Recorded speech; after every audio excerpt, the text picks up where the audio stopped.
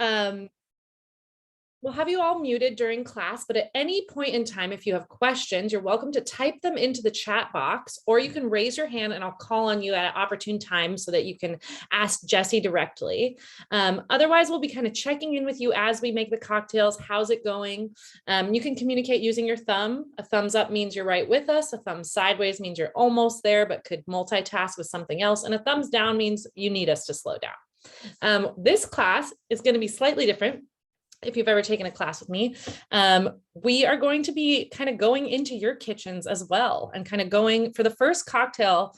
We're going to go one by one into your kitchen to really make sure that you're set up for success. So we'll be spotlighting your screen, and Jessie will be looking into your kitchen to see what you're using, what equipment you have, not to make fun of you or make you feel too on the spot, but just to help you feel empowered, like you know what you're doing.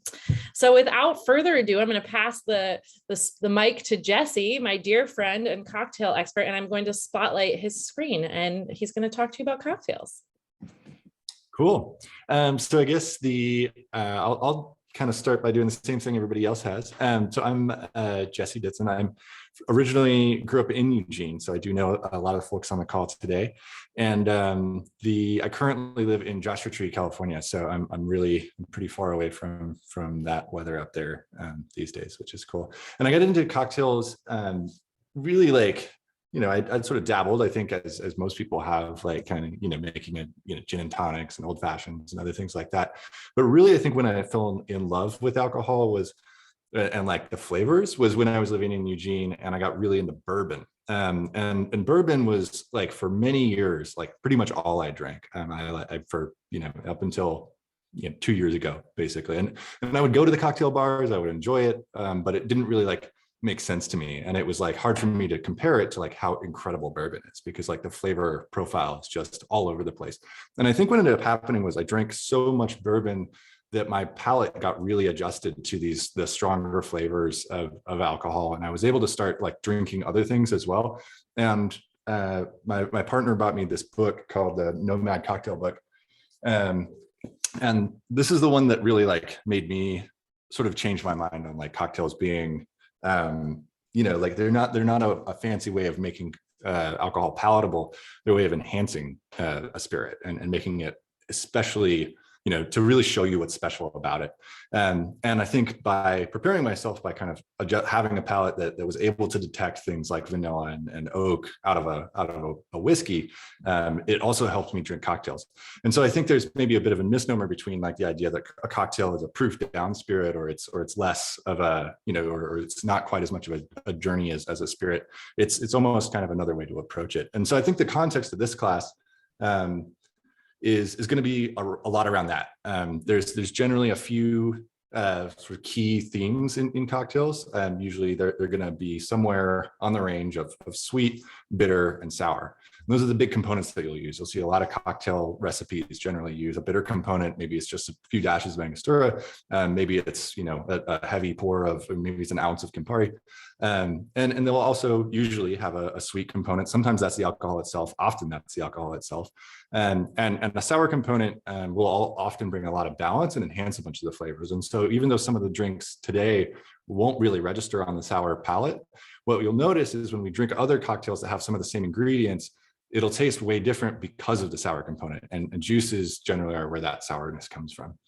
And I think another sort of like high thing that I think is really cool about cocktails that I didn't really get into until I started drinking them was that they're supposed to be different depending on who's drinking it.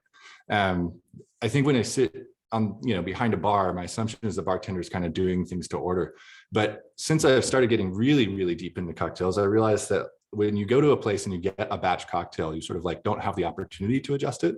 And so I want to highlight the fact that preference is in fact like really important, and that everybody's palate is totally a valid way to adjust a drink, and that most drinks need to be adjusted to be able to match your palate. And so there's nothing wrong with, making a little bit more bitter if you prefer that, or maybe choosing a different cocktail, or helping a bartender understand where your palate is so that they can do a better job making something that you're really going to enjoy. I got into cocktails like in earnest right at the beginning of the pandemic, because I could no longer go to the bars that I so loved. And I lived in San Francisco at the time. And I'd been going to a few bars there as a regular for 10 years. And eventually, coming home, I realized that like I did actually miss a lot of the cocktail stuff. And you can see here, like I went a little bit crazy. I have like this massive bar now.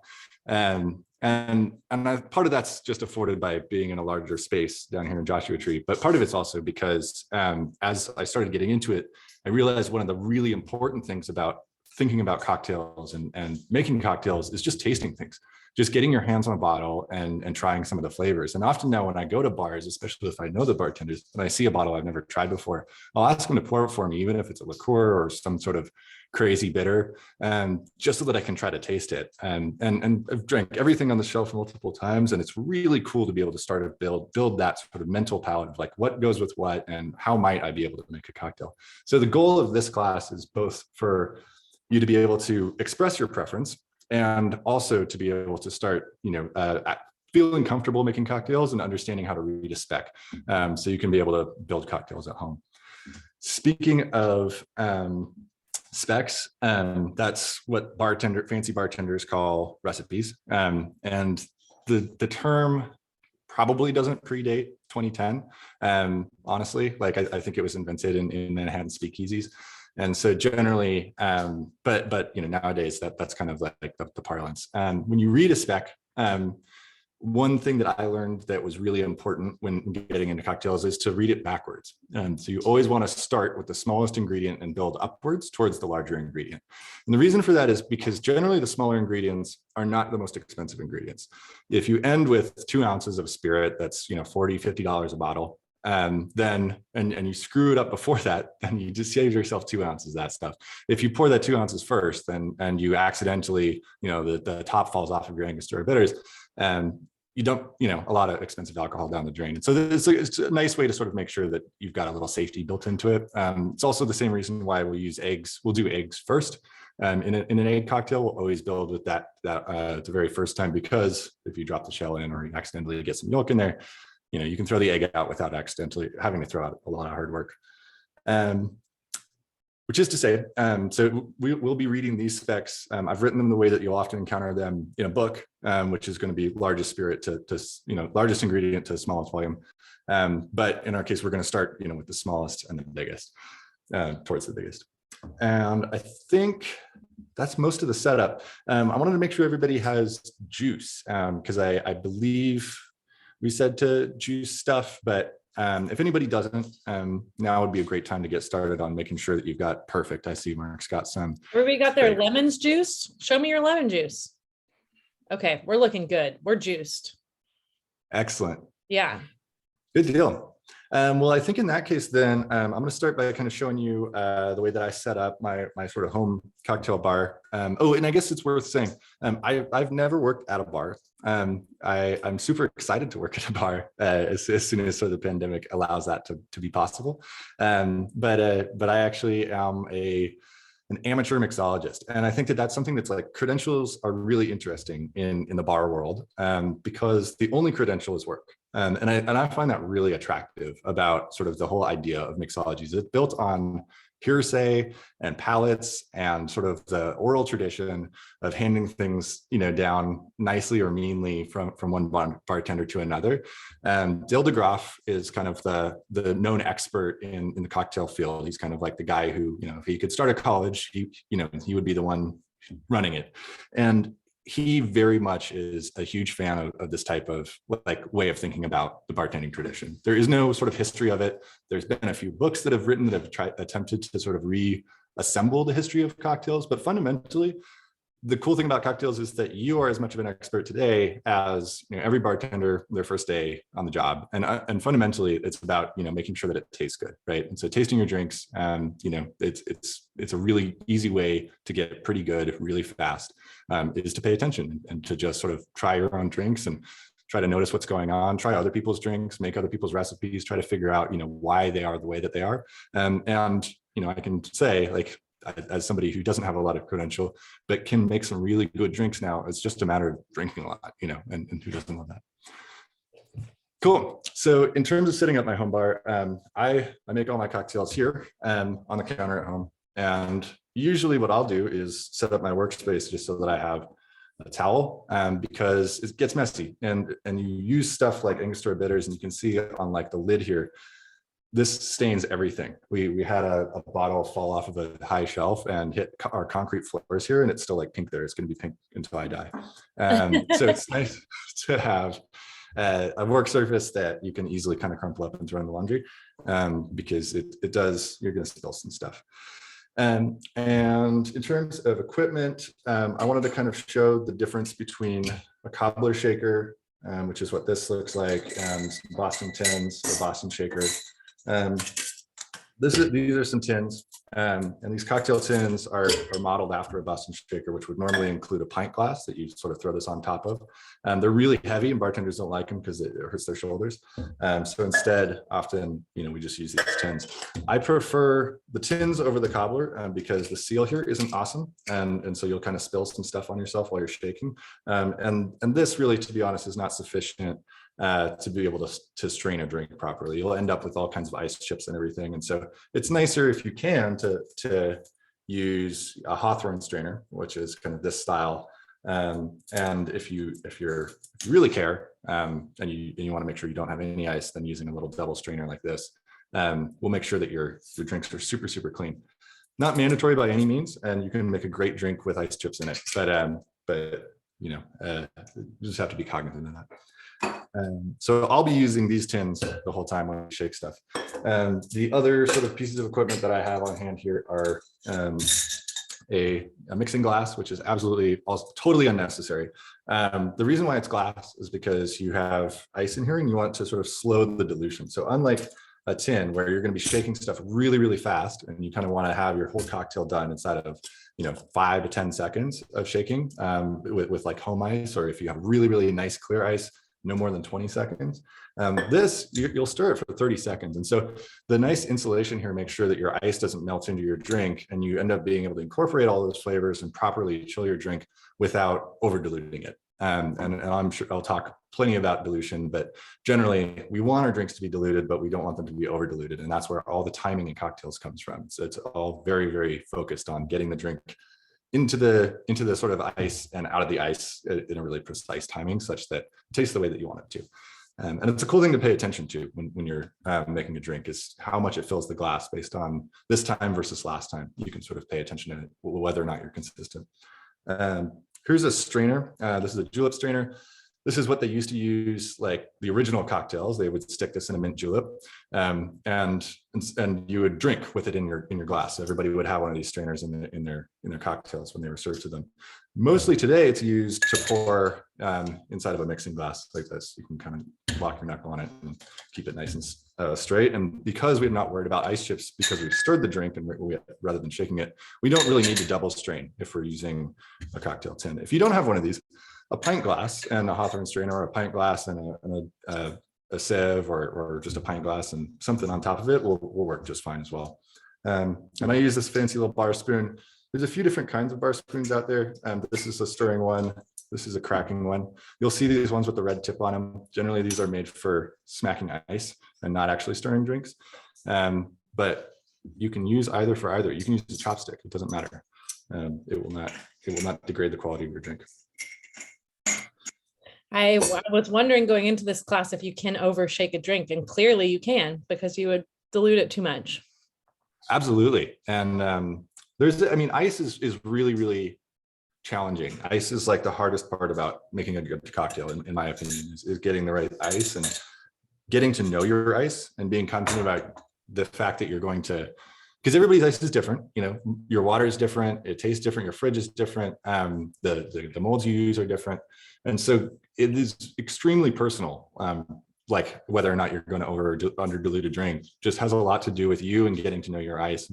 Some tips that I find are really helpful around that, and I'll talk about it again once we get there, is touching the side of the mixing glass when I'm stirring to feel, how cold is it? Have I gotten it cold enough? And generally once it's that cold, then I know where it needs to be, and I'm not worried about over diluting it. I'm not worried about under diluting it at that point. So I can just pour it whenever it's there.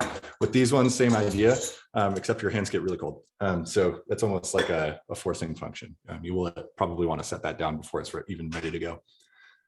And with these ones, another sort of like really I think one of the better tips I've ever gotten, and this is actually in the first, I think in Cocktail Codex, they talk about this, which is a book by the same folks who did Welcome Home and Death & Co. And they started Death & Co. Bar in Manhattan.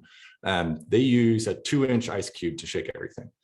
And it's really brilliant because you have very little surface area on the 2-inch ice cube. They're really easy to make. You can stick them in your home freezer and you don't have to worry about, getting all these ice chips in your drink or having the ice break up and turn into water faster than the drink can get cold. So I thought that was a really cool tip. And you can go to IKEA and get for $1, you can get a 2-inch ice tray. And you can make 6 drinks out of it. So, unless you're drinking an unholy amount, that should be able to refill itself every single day. So I think it's really handy. And then you don't have to be competing with the other people in your household for ice, which is a big problem for those of us who like to drink a lot of cocktails. All right. Are we ready to make a cocktail, Jesse? Let's do it. So I think let's see, the first palette we're going to explore is a sweet palette. And there were some folks really excited about we were excited about the Patricia. So do we want to start? Well, I guess what I'll ask now is there anybody who's especially excited about being featured and kind of want to be the first person that we observe and talk about? And I'll provide a little more context there, which is that as I've just talked a lot about, cocktails are extremely personal. They're extremely about the equipment you have. They're about, the house you're making it in, the ice, all that stuff. And so I do think if people are open to it, it would be really cool to be able to highlight, to watch you make a cocktail and for us to kind of focus on that and to be able to understand kind of what are the adjustments that we're making, from my equipment to your equipment to be able to get it right. So if anybody's super excited about that and they have one of these cocktails that they are making first, we could probably start there. Otherwise, I can just pick one. Who's excited? Oh, Derek and Gabe are ready. Cool. Actually, we had 3 volunteers, Jesse, just so you know. This isn't a shy class. Yeah, we by no means have to. I'm super excited about it. No, let's do it. And would you prefer the Manhattan or the Fitzgerald? The Manhattan, please. Yeah. Cool. Great. So Manhattan's a stirred drink, and Manhattan's like a very prototypical drink. It is one of the first drinks. It's one of the sort of super old school drinks. Manhattans are super cool too. They were invented, in fact, in Manhattan, as far as we can tell. But they highlight a really cool piece of drink history, which is that cocktails, as far as I can tell, may be the only thing that Americans have ever invented. Truly, they claim to. There really isn't any sort of thing called a cocktail or even that looks like the American cocktail until the 1700s and sort of post colonial America. So it's a really interesting sort of factoid, and honestly, a lot of it was invented in San Francisco, but obviously there were some cool things happening in the mid 1700s in the sort of original American colonies, and so this drink very likely is about that old. And we'll start with our smallest ingredient, which in this case is going to be Angostura bitters. And just to be clear, nobody else is making a cocktail right now. We're just watching. And if you want to make the Manhattan as well, next we'll go into your kitchen and we'll make it with you. Jesse will make it with you. Cool. Yeah, I would definitely recommend watching me, even for you, Gabe and Derek, mostly because there is a timing element here. It's less important with the stirred drinks, but it's good to sort of get the rhythm and be able to figure out how long am I actually doing that. I'm getting my glassware out. Ideally, this would be chilled. If you really find that your drinks are not the temperature that you prefer, you can stick some ice and some water in here. I don't have a sink nearby, and so I'm going to skip that step. But if it's worth it, then go for it. We'll start with the Angostura bitters, and there's 2 dashes of this. That just goes straight in there. And we'll have the sweet vermouth. I use Carpano Antica formula for almost all of my sweet vermouth drinks. It's really intense though. So occasionally you'll run into a drink that needs a sweet vermouth that doesn't want a lot of clove and floral notes, that really kind of wants to be a little more straight up. And that's the thing to pay attention to. If you can get this, it's wonderful. It's also expensive and hard to find sometimes. Dolan's amazing. There's plenty of other really great stuff out there. This is more of an Italian style, so it has the which means that it's an aromatized wine and it has a lot of crazy flavors in it. And you'll find that it's a little more chocolatey. The other ones in that area are like a Cocchi Vermouth di Torino, is like an extreme version of this. And you could even use like other sort of aromatized wines that aren't even advertised as vermouth in place of some of these stronger vermouths. Hey Jesse, I found a big bottle at Costco for like 24 bucks. That's amazing. Excellent. Yeah. I need to visit that. I went to my local shop and they only had the 375s of this, and I was like, oh man, I'm going to be like paying a lot of money. But I forgot the most important piece of equipment, the jigger. I use a Corico jigger. I have a bunch of different ones. It really doesn't matter. You can even do all of your measurements if you like with a tiny one. A bunch of them, but here's like a really small one. Typically this one will be 0.75, so 3/4 of an ounce on one side, 0.5 on the other, and then the line inside is 1/4. So if you're measuring 1.5, you can do two sides of this. It takes forever to do it with a tiny jigger, so I usually prefer to use one that has a 1.5 side and a 1 ounce side. This one in my left hand does not have a 1/4 ounce measurement, so that can be kind of handy or annoying because you have to eyeball it. I really do love this one. It has a nice weight to it, but it's 1.5 measured down here, 1 on the top, or sorry, 2 ounces to the top of this. The bottom side is 1 ounce, and then the measurements inside are 3/4, 1/2, and 1/4. And that will generally measure pretty much any drink that you're going to get from an American cookbook. Europeans use 1/3, 2/3 very often, and you can sort of figure that out by weight or use teaspoons if you need to. Cool. We do 1 ounce of Carpano. You'll notice it really doesn't matter how long you take to build your drink, but it does matter how long you take to stir your drink. So you can build a whole bunch of these, and then you can let them sit, and you can go add ice and stir them all if you want to do a big batch. And then finally, this is a super simple cocktail. It's kind of incredible how simple it is. This is our last ingredient, which is 2 ounces of rye whiskey. I use Rittenhouse, which is a bottled in bond, which is mostly just means it's very boozy and it's very old. But I generally keep 2 ryes at home, Overholt and Rittenhouse. Overholt is a little bit more dry. Rittenhouse is pretty sweet. So in a Manhattan, I kind of prefer the Rittenhouse. And then finally, once we have our drink here, I'm going to go fetch some ice. I'll usually just grab the ice directly out of the ice tray with one of these. Got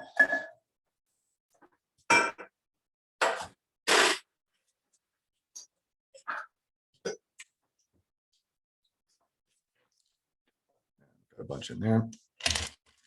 Add this directly to the drink. It doesn't matter how much, as long as you have more than covers the drink. You don't want your ice to be below the top of the drink. It'll just melt far too fast. And you see what I'm doing here is I'm just touching the side and I'm stirring this. I'm not disturbing the ice. I'm running the spoon around the back of the spoon is actually, you see here, just like running on the outside of the glass. And the idea here is to chill the drink without getting it too cold, without getting it too diluted. And you'll notice that kind of what's going to happen is pretty much no matter how much ice I put in, eventually the drink will kind of get pretty close to the top of the ice that I've added. And generally that's called stirring to dilution. This one feels pretty good to me. It's nice and cold. It's not like, it doesn't feel like a piece of ice, but it doesn't feel too far off. I'll take that out, add my tulip strainer, and then just pour directly into my cocktail glass. See that I got the cocktail right because the wash line, which is what we call the line of where the alcohol meets, kind of ends in the glass, is exactly at the top of this. And that's what I expect to happen generally with drinks that I'm putting in a coupe. I kind of want it to hit the very top of the coupe because it looks nice. It's a nice presentation. It's, you don't want it so full that it's hard to move to the table. That means you probably over diluted it just a little bit. But you can also check, the size of your coupe. The coupes are weird too. Often they're sold in 7 ounce and as large as 7 ounces, as small as 3.5 ounces. And that makes it hard to measure for. But I think you can see the sort of expected volume of the drink and match it up. And then finally, this one gets garnished with a maraschino cherry. These Luxardo ones are super expensive and incredibly good. There's just nothing like them. They're so tasty. They're almost like a brandied cherry. You could absolutely use a brandied cherry in this drink. Historically, garnishes weren't even like that matched to their drinks. So back in the day, if you were to like go to New York and order a drink in like the 20s, or well, not the 20s because you couldn't, but a little later, they would just grab whatever fruit. So you'd have a martini with a cherry in it, or you'd have a Manhattan with a lemon rind. It just, the fruit was kind of, or an olive even. But now we sort of get a little more specific about them. Here's your Manhattan. So it looks like we've got one over there, and let me know how that tastes to you.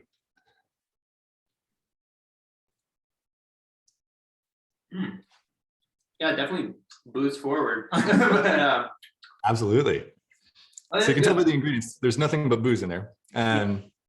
But what I'll ask you to notice a little bit is how sweet it is.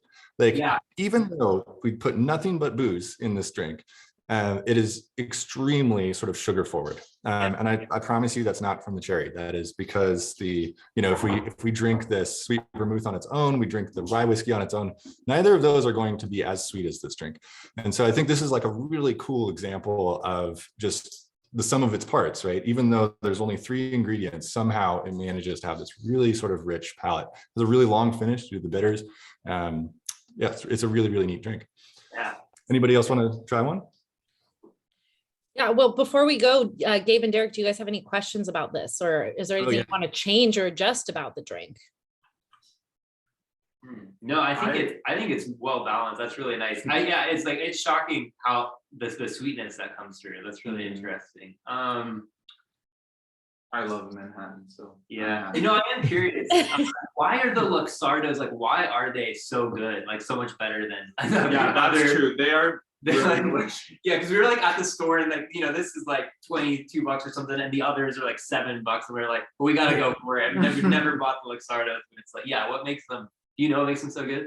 I honestly have no idea. I mean, the thing that I do know about Luxardo is that the Luxardo alcohol itself, I've got a bottle up here, I'll grab it, it's really beautiful. I know. Golds. This is over here. This is a Luxardo maraschino liqueur, and maraschino cherries, we kind of think of as like ultra sweet.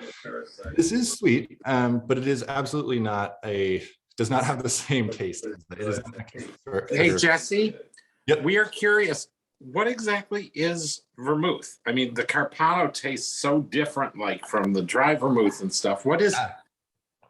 Absolutely. All vermouths are aromatized wines, which just means that they've taken a wine and they've added a little tiny bit of liquor to it, or a spirit, usually a distilled type of spirit, to proof it up, or otherwise sort of proofed it up in another way. And then they've added a bunch of stuff to it. Usually those will be kind of regional specialties. So you'll see huge differences between sort of the French types of vermouth and Italian kinds of vermouth, depending on local things. And even liqueur often is an aromatized wine, or starts out that way. And so something like a chartreuse, it is distilled, but it sort of has a lot of the same components as an aromatized wine, where you're just adding a bunch of stuff to it, you're letting it sit for a super long time, and you're letting it condense down and become a little bit thicker, and ultimately like burn, and you'll end up with, depending on what you're after, either a vermouth or a liqueur. But all vermouth is just wine. And that's why you'll see there's a huge difference between a dry vermouth and a sweet vermouth, the same way that there is a big difference between a red wine and a white wine, which is what they're derived from. You will also find additional differences depending on, brands. You'll see all kinds of factionism inside of cocktail circles around which vermouth to which spirit. Jesse, I just want to give you a time check. We're at 6:41, and I want to make sure everybody gets a cocktail soon. Yes, so absolutely. Let's save some questions for a little bit so that everybody can have a cocktail in their hand as soon as possible. I love that. Yeah, thank you, Um, Gracie. So yeah, do you Yours want is on its way up, Gracie. Oh, thank you. Well, look at that. Ask and you Beautiful. shall receive. But who Excellent. else would like us to go into their kitchen? And this time, if we're not in your kitchen, you're welcome to still go ahead and make the cocktail. And looks like Kim and Liz are ready for some one-on-one attention, one-on-two attention. Yes, I would like to try the Fitzgerald, please. Wonderful. Excellent. Yeah, let's do it. So the Fitzgerald is a shaken drink, and this is not a typical. So Fitzgerald, you won't see this in like a lot of books. I chose this drink out of Dale DeGraff's Craft for the Cocktail. This one. And you'll see this one on shelves. It's a really classic book. It is not in vogue right now. Like right now, everybody wants these like super fancy drinks, but the Craft of the Cocktail is like, it's 500 recipes that like you would get at the Rainbow Room in San Francisco in 1975. And as such, you'll see this one has a huge amount of simple syrup. A lot more than you'll see in contemporary recipes, because I think people generally these days try to lean on a whole bunch of different ingredients combining to get that sweet flavor. But I really like this drink a lot because it shows us that we can use an entire ounce of simple syrup without it being candy. This drink is actually pretty well balanced, even though it's kind of the 70s style, cosmopolitan style, like oversweet drink. This one also starts with 2 dashes of Angostura, which I thought was cute, to kind of make sure that we're both getting that palate in there. And we'll just add that directly to the tin. And with Angostura, like the shaker sometimes is a little weird. You kind of want it to coat the bottom of your mixing vessel. So I find that sometimes, especially with older bottles, they'll get a little fogged up, and I kind of like just put 3 or 4 in there instead. Cool. And then this is a sort of, I think technically you would probably call this a sour if you were categorizing it. And so it has 3/4 ounces of lemon juice. Cool. And then we'll add our simple syrup, which I'll follow you. Okay. We're going to use a whole ounce of simple syrup.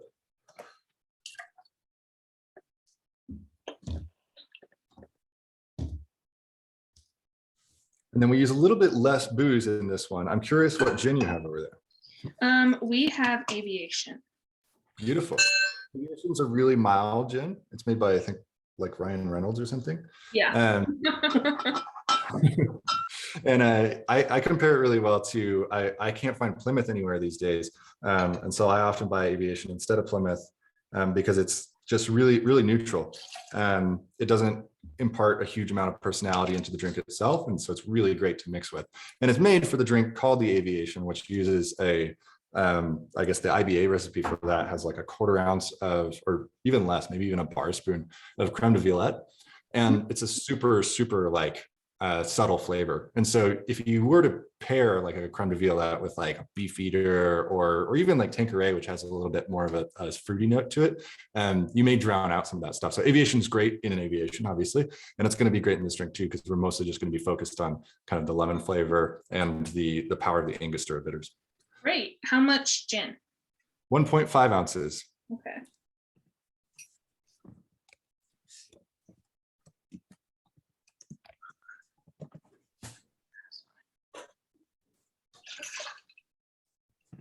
Okay. So, and then I'm curious, what kind of ice do you have over there? The kind that comes in a tray. Excellent. Cool. So I'll do the same thing actually, just so we can, because I usually use these, and I will continue to use these for the other drinks. But I've got a little tray of ice, and I think what I want to demonstrate here is that with this type of ice, you really want to move quickly, because it's so easy to accidentally dilute your drink. So get them in there and fill it up. Use more than you really think you should, like a half tray. And then I'm going to mute my mic while I shake this, but take a look at how hard I shake it.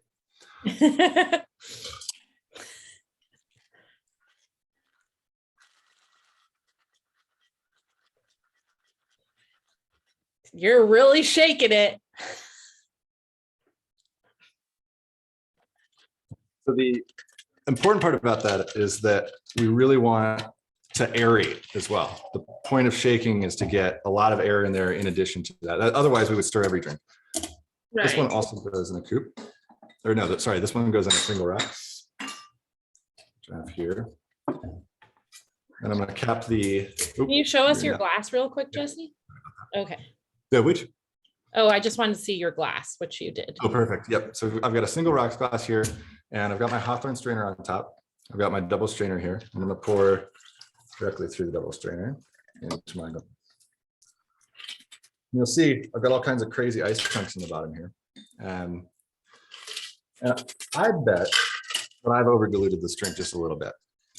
Even just that amount of like talking and touching other stuff rather than just going straight from the shaker into the drink will result in a little bit of over dilution. It's not going to hurt in a drink like this. We've got a ton of sweetness, we've got a ton of sour. So it's going to be a great drink regardless. So I'm noticing they're very different colors. Is that just because the kind of gin that you guys are using? Delicious. This likely is because I have well, I'm curious. So perhaps the Angostura bitters that you've used are orange, would be my guess. Yeah. So there's a big difference between the two, and this will work. This drink will work great with either. But the Angus, that's where the color difference is coming from. Angostura is, like I mentioned before, super staining, and so it's really cool for coloring drinks. But it also has a huge amount of like the flavor is unlike anything else, and that's why it's survived for hundreds of years. So I would highly recommend, if you get a chance, grab a bottle of the yellow cap and try the same drink with the yellow and with the orange and see how totally different it is. Next cocktail. Timmy Michelle. We've got some. Gabrielle and Sarah love this drink. They love it. And I was just thinking too, like with Cherie's making her own bitters, this could be a really cool way to showcase them, because the ingredients are so simple and the bitters kind of seem to have a big role in that way. It could be a really cool way to showcase your bitters.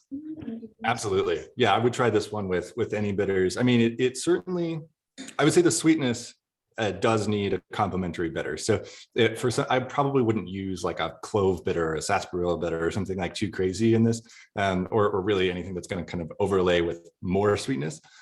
But something like, an allspice bitter might be really cool in here. Nice. All right. So we got our Fitzgerald. Who's drinking a Fitzgerald? I see a handful of you.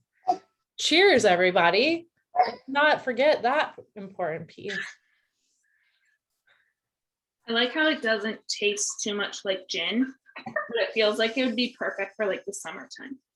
Absolutely. Yeah. This is like, it almost has kind of a lemonade kind of flavor to it, just because it's pretty much the same ratio as lemonade. Dangerous.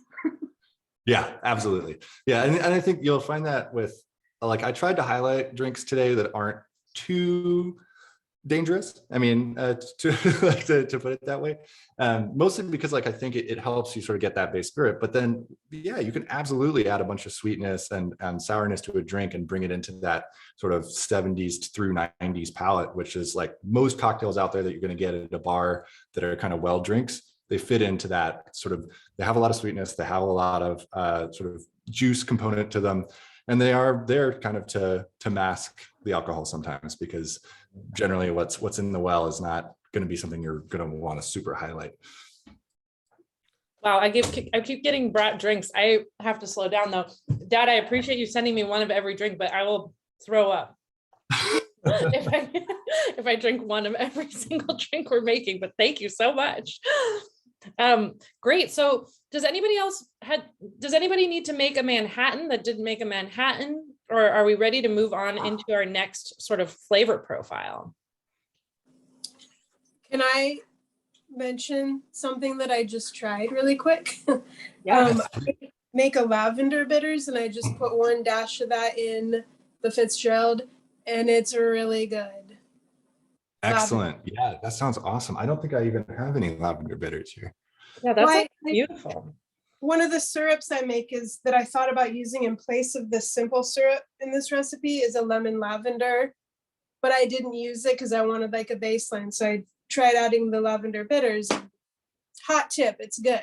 I love that. Yeah, that's wonderful. Yes, I would love to. Yeah, I would echo that. I'm excited to find your bitters next time I'm up in Eugene. Awesome. So it looks like everybody has got a drink in their hand. All right, so we're Except gonna for try Jeff. something. Jeff doesn't have a drink. Jeff, do you need a drink?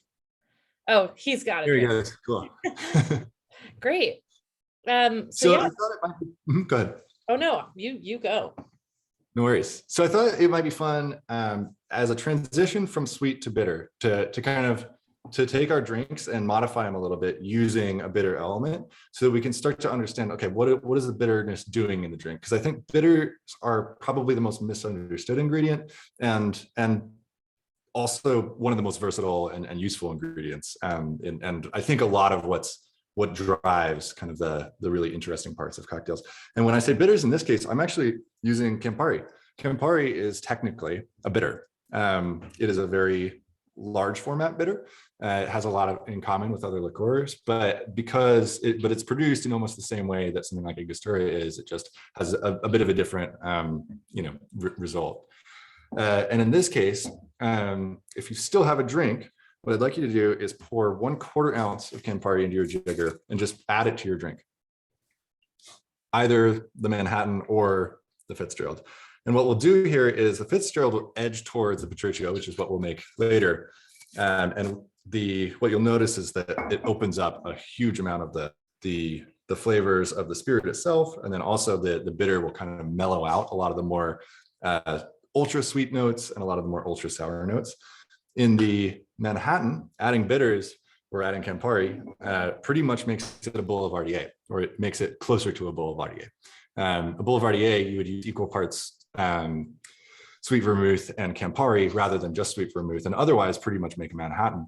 And you'll find that it really also rounds that one out. It takes away some of the more alcoholic kind of notes and brings it back into kind of balance.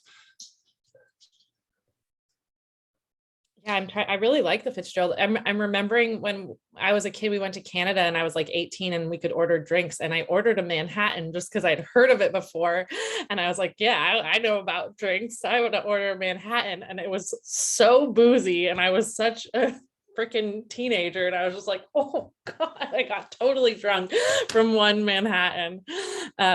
It's cool to see what it actually is. Now it makes sense. My friend did that at Party Bar, and she ordered the Fig Manhattan and didn't know what a Manhattan was and was like, oh my God, I cannot finish this. I have to drive home. It's dangerous. It's a dangerous drink. I mean, I definitely think it's up there with like a martini as well. And sometimes you'll see in older books, they'll have crazy ratios like 3 ounces in martinis and Manhattans as well. People are just getting absolutely slammed because you'll have these huge like 7-ounce martini glasses that they'll make them in, and you're using these terrible bar cocktail maraschino cherries that are like bright red and ultra sweet, and so they're just loading it up with booze. To deal with that sweetness. And then also I think just different way of drinking. And when you're drinking out of one of those giant conical glasses, you're mostly it's a means to an end. So what are you thinking, Jesse? As everybody's kind of drinking their cocktail now, should we go into the next cocktail, or is there another? Do people want to comment about how the Campari kind of changed their drink, or what they think about that experience of adding a little more bitter into it? That's what I'm curious about. What kind of like new flavors are you tasting with the added Campari, if any? I thought the what was the second one called? Fitzgerald. The Fitzgerald tasted okay with it. I didn't like what it did to the Manhattan at all. Now Cool. we only had about 1/3 of a Manhattan left, so it really tipped it over. I'm the same with Yeah. you, Mark. I feel the same. But it's great. That makes sense. Yeah, great in the Fitzgerald. Yeah, absolutely. And you'll be somewhere near a Boulevardier with that amount, 1/4 ounce based on 1/3 left. And so that's probably not, the way that you're going to lean. And I'll be super curious to see how you feel about this next drink, because I think it is going to be quite polarizing. It's an extremely bitter drink. And bitter drinks are a large class of drink. But I do think it'll be fun to drink it, because what we'll notice is that even though it's extremely bitter, with this warm up of sweetness, we'll start to taste some of the sweetness in Negroni and Old Pal as well. So now we're doing a Negroni, guys. Negronis are one of my favorite drinks. Cool. Yeah, if everybody's had enough of this one, we can move on to the next one. Are you guys ready? Are you ready for Negronis? All right, great. Does anybody want to have their kitchen showcase while they make a Negroni? And also, Cherie, if you wanted to put a link to purchase your bitters in our chat box, people want to know. Sure. I'm gonna go rinse my drink, but I'll be right back. All right, Dad, you're gonna be next. Okay, I guess I don't need maraschino cherries anymore, but those sure are good. Are you on mute? No. I'm gonna be the featured mixologist. Oh, he's in it. It's good. I'm learning a lot of stuff. Banana curd. That's good. Cool. So this next one is ultra simple. Are you going? Yeah, I'm unmuted, right? Cool. Are you going with the Old Pal or the Negroni? They're effectively the same thing, but the Old Pal is going to edge on the sweeter side of things, and it has a little bit more booze in it. Well, I think because Gracie likes the Negroni the best, I want to do a Negroni first, and then when somebody else does an Old Pal, our neighbors are here too, so I'm just making Wonderful. Yeah, one you'll of get to every. try them both. Cool. Yeah, well, Negroni is amazing too because it is pretty much the simplest drink. I mean, right. So Manhattan is very simple. It's only 3 ingredients, and it's 2 dashes, 1 ounce, 2 ounce. That's kind of the spec. The Negroni is incredible because it's equal parts. And one of my favorite things is an equal parts drink. It's so easy to remember it, and it's so simple. And you can go to the store and you can be like, yeah, gin, sweet vermouth, and Campari, no problem. I can make a whole bunch of Negronis for everybody. It's just a really fantastic drink. It's great for parties. You can make them. There's this guy, Gary Reagan, who was a writer for the San Francisco, oh Lord, I don't remember, Chronicle or something, for many, many years. And he's kind of known as like this cocktail hero. He's like a folk hero in the cocktail world. And they now make, he at one point stirred 20 Negronis at the same time, and he started using his fingers to do it. So now they sell like drink stirrers that have like a cast of his original finger. But it's a great drink. You can mix it in the glass. You can mix it in a mixing glass. You can serve it up. You can serve it rocks. It's super versatile. I am curious which glassware you're going to use, Mark. I was going to use a coupe glass. Perfect. Excellent. But, so you can serve this one up or on the rocks. I'm going to do a rocks one just for contrast. Well, I can do a rocks one. I got those glasses too. My little bumblebee. Cool. Yeah, I mean, I would do it up, honestly, unless you have a very large ice cube. Because then I'll do it up. Cool. Yeah, because the thing that we'll worry about with the Negroni is if it dilutes too much, we kind of lose some of the sharper like boundaries of it, and it's a bitter drink. And so I really like it up, or I like it on a huge ice cube that's not going to melt very quickly. I'm going to grab my huge ice cube. Did I make him one of the Fitzgeralds?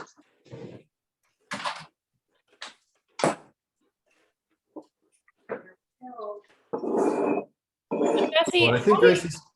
how do you decide if a drink is shaken versus stirred? It's a great question. I mean, the primary reason why you would shake a drink is to aerate or to add some, fluff to it, right? And conversely, if you don't want the drink to dilute as quickly, and you really want to concentrate the flavors, and you don't want to have foaming or anything like that on the drink itself, then you would stir it, right? So imagine a martini is kind of the classic drink that you would never shake, because if you shake a martini, you pour it out and it's just as cold. I mean, you can technically shake a martini, it's fine. It just looks bad. It has all this bubbles in it, it's aerated, and you have like this kind of like sort of semi-opaque look, whereas a perfectly clear martini is beautiful, right? And the garnish sort of really stands out. It's just this shocking, gorgeous drink. So a lot of it is aesthetic.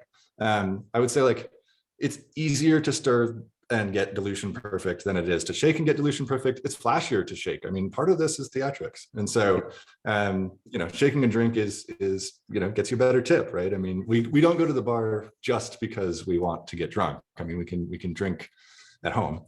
So part of it is, the show. Some of the old, there's a classic drink called a Blue Blazer, which was like what kind of the first like theater drink. And it was literally just 2 cups of scotch and water, metal cups. and they would light it on fire and pour it back and forth. And that's where like rolling comes from. And it was just, I mean, it was terrible. I mean, allegedly it was fine because it like would caramelize the sugars. And so it wasn't just a glass of scotch, but it pretty much was a glass of scotch was the show. And that's one of the most important drinks in cocktails. Cool. So for a Negroni, super simple. And it really doesn't matter what ingredient we start with here because it's equal ratios. We're going to use 1 ounce of 3 things. We're going to use 1 ounce of Campari, 1 ounce of gin, 1 ounce of sweet vermouth. I know you have the Carpano over there, but I'm curious what gin you're using, Mark. Oh, my neighbors who are here brought over Spirit Works Distillery gin. Oh, So I'm very using cool. that. I had bought some Bombay Sapphire because my wife really likes Hendrix, but it's too flowery for me. Absolutely. And I would not recommend Hendrix in a Negroni because it'll just take over the whole drink. Hendrix is awesome in a drink that it's going to be the star of the show. But Campari and Hendrix would end up competing with each other, I think, a little bit in terms of who's bringing the flavor. And it may work, but it might not. So I would give it a try. I don't know that I've ever tried it personally. In this drink, I also use Tanqueray. I'm a big Tanqueray fan. It's kind of like I just go to Tanqueray if I don't have a better idea because it's just a little bit fruity. And otherwise, it's very neutral. Is it no Hendrix in this drink? No. So I put the 1 ounce of each in my glass. Then I put the ice in and stir it. Absolutely. Yep. Okay. And make sure you're covering the drink with the ice. You just want to make sure that the ice is higher up the glass than the. So what's the benefit of shaking or stirring a drink with clear ice? Because it seems like the clear ice is mostly for visual. So if you're using it to shake your drink, how does that improve anything? So in the case of shaking or stirring, it's just about slowing down the dilution process. So clear ice, the only difference between clear ice and regular ice is the amount of imperfections in it, and imperfections cause it to melt faster. So if you can, you would always use clear ice for everything. And at bars, like fancy cocktail bars, they'll often use a machine called a cold draft or a Kobayashi. And those two types of machines are the kinds that make perfectly clear ice, like in large quantities. And they do so doing a really weird, like they spray the water upwards at the freezing mold so that it never has an opportunity to create imperfections. So anyway, these big bars use clear ice for that stuff, and then they'll crack the ice if they want to create more surface area on it. And in stirred drinks, you'll usually see them grab clear ice and crack it up because you actually kind of want some surface area in stirred drinks. In stirred drinks, it's way better to do stirred drinks with home ice than shaken drinks in terms of racing against the clock. Got it. How is it, Dad? It's really bitter. Yeah, I wouldn't think that you would like this drink per se. I like both of the other two better than this one. They were the best. Yeah, this is Mom definitely just made a funky face too. Let's see what Maria does. Hey, Jesse, so I one wanted thing to to mention, try here. I bought Amy last year for Hanukkah the cocktail book from the Aviary Bar in Chicago. Oh and my it's God, totally daunting. We'll never make any of them because they're awful. I had a friend buy that for me because he had his like bachelor party there or something, and he was like so impressed, and he knew I was into it. So he sent me this, it's a beautiful book. It's a gorgeous book. It goes really well on your coffee table. They probably spent $1 million on photos, but it's literally, you can't make a single drink in there. And so he was going to visit, and I was like, all right, man, tell me which drink to make. And he was like, honestly, like, I wouldn't even know where to start. Like, like even he didn't think I was going to make something out of it. So it's molecular gastronomy. If you're into that kind of thing, and you want to make some spherified, like cucumber molds and use that in your drink, then that's, but I like the classics. But it sure is pretty. Yes, it's absolutely gorgeous. I keep it on the coffee table. I don't put it on the cocktail shelf. I put it on the, over by the coffee table because it's great to look at and it's cool to think about. I mean, they do some neat stuff in there.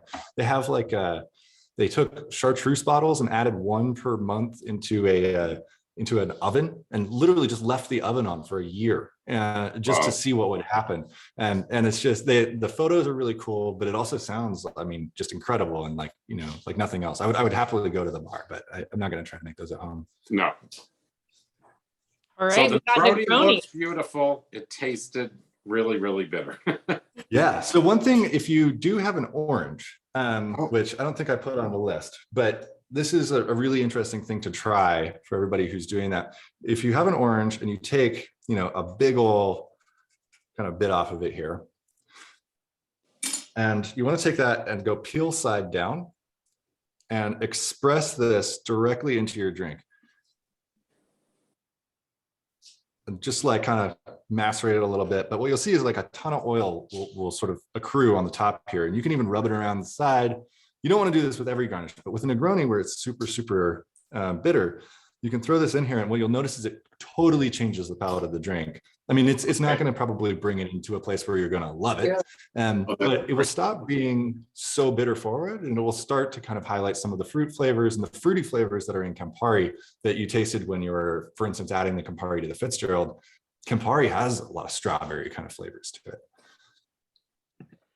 Okay, I'm signing off. I'm gonna go do my orange peel on the Negroni. All right, awesome. Cool. So I think that Craig and Cassie have already made their Old Pal and are enjoying it very much. They jumped ahead and they're loving it. I love it. Does anybody else want to make an Old Pal and invite us into your kitchen for a minute? Or did everybody make Negronis? What's going on in people's kitchens?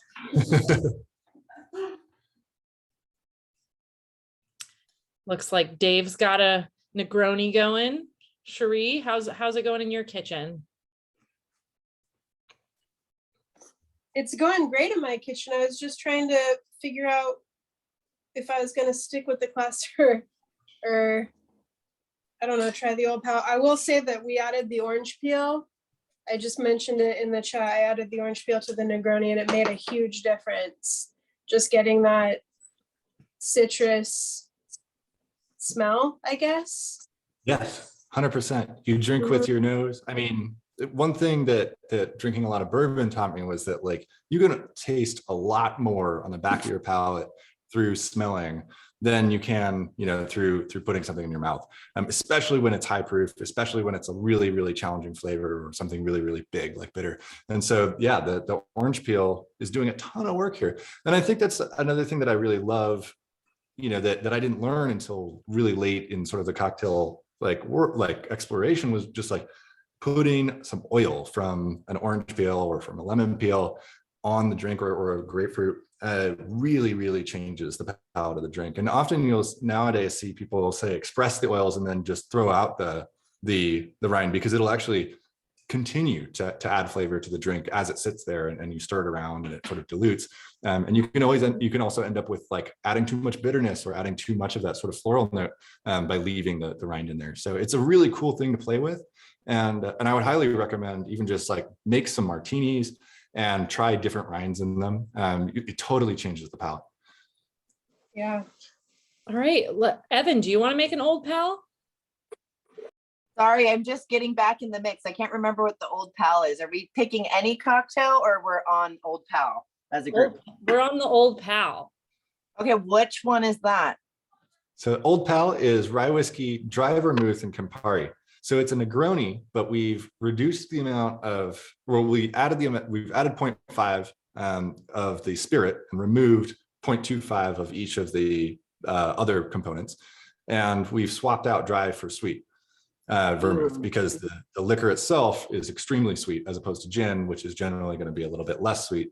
And so we want to take down the sweetness a little bit. Yeah, I'm down. I'm gonna have to substitute some things because I was preparing for gin stuff, but I think I have bourbon, not rye, and I'm pretty sure I have. Oh, that's great. All right, here we go.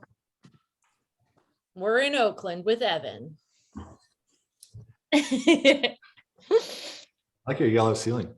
I like the yellow ceiling. Thank you. We just did that. Oh, cool. So what's up first? Cool. So up first, let's do the dry vermouth. And this is really interesting too, because give this one a little smell. Maybe even like pour some in your jigger. I do this a lot, like when I'm encountering something that's kind of new to me. I'll just take like a little quarter ounce or something like that and just drink it. I don't think this is good dry vermouth. but sure. No, it's Noilly Pratt. It's fine. It's totally acceptable. But you'll notice like it's not a very palatable flavor, right? It's a tiny bit sweet. It kind of tastes like a really crappy white wine that has had like, you know, some Everclear added to it. Yeah. It's not a great flavor, but it will be great in this drink, I promise. Okay. How much? 3/4 of an ounce.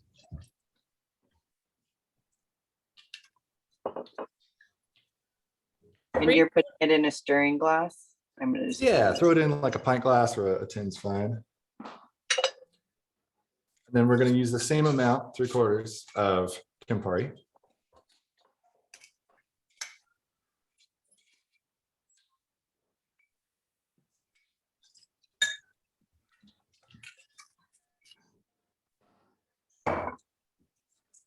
And unlike the Negroni, we're going to use 1.5 ounces rather than 1 ounce. So it's not an equal parts drink of the spirit. In your case, bourbon, which will go just fine. You're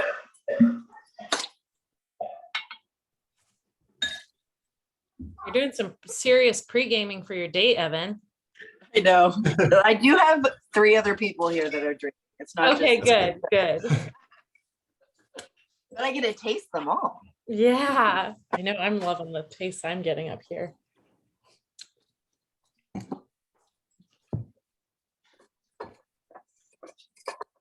Cool. And that's it. So we can just throw our ice I need in good there. ice. No worries.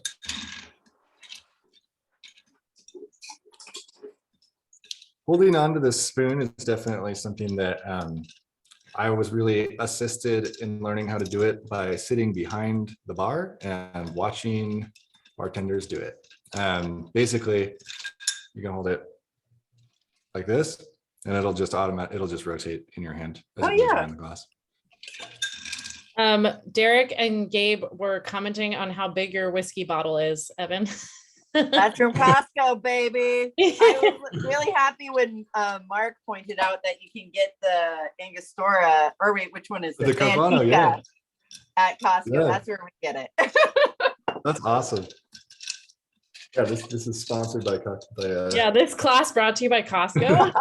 Yeah, exactly. We're using Angel's Envy bourbon here, which is delicious. Ooh, that's fancy. Our favorite is Uncle Nearest, but I'm not going to use that for mixed drink. That's too expensive to use for mixed drink. That's a great move. I mean, Ren was asking me earlier, like if I could have if I could buy 3 bottles of anything, you know, what would I buy? And like, I'd probably buy, you know, stuff for Negroni or something, but honestly, I would buy a really nice bottle of bourbon, a really nice bottle of Mezcal, and a really nice bottle of Armagnac, and I just wouldn't mix them at all.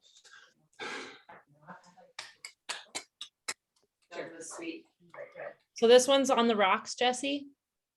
This one can be. I would pour it up if you don't have a large cube because it'll dilute too quickly otherwise. I'm Okay. using a massive cube here in a double rocks glass. Cool. Just go ahead and bottoms up. You're good.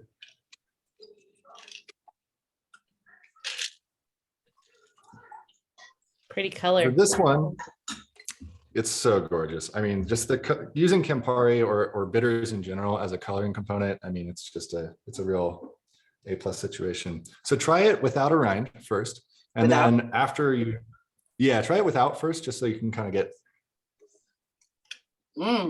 That's delicious. Good. Yeah, I love it.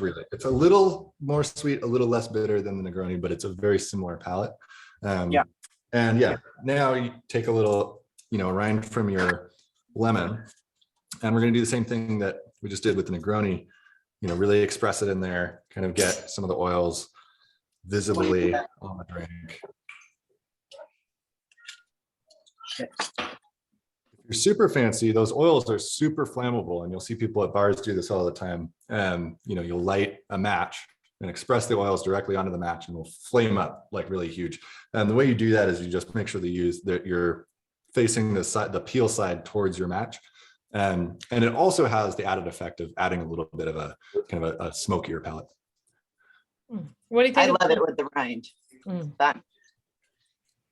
it really balances it out. Just having that little bit of lemon rind completely takes that like super sharpness of the Campari off and balances it right back into the sweetness. And so now you're mostly just tasting the spirit, but you're tasting a little bit more of the kind of like berry notes of the Campari itself.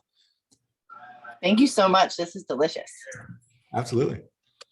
Yeah, nice work, Evan. This is a good time for me to head out because the babysitter's almost here. Thanks, everybody. Bye, Evan. Excellent. It's great to see you, Evan. Have a good day. Yeah, thanks. All right, awesome. You know, I just learned about something really cool, Jesse, because I had another guest teacher teach a citrus themed class, and he made a sake punch for that class. Cool. And he made this thing called oleosaccharum, which is citrus rind. In my fridge. Yeah, it's just citrus rind and sugar sort of rubbed together, and the sugars pull the oils out of the citrus rind. And then you've got this sort of simple syrup that's already infused with that intense rind, sort of slight bitterness and flavor.